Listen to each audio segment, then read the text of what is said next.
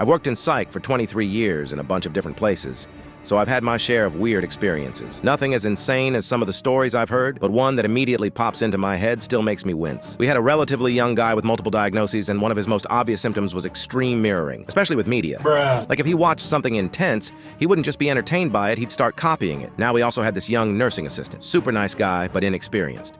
He and this patient actually got along really well, and the NA didn't fully understand how serious the mirroring behavior was. So one day he decides it would be a great idea to hang out in the patient's room and watch a movie with him. And not just any movie. Spider-Man. Yeah, it was not a great idea, because the patient starts getting worked up, getting more and more keyed in, and next thing you know, it turns into a full situation. It escalated so fast that by the time we got in there, everything was already chaos. To this day, one of the longest incident reports I've ever had to write came from that shift.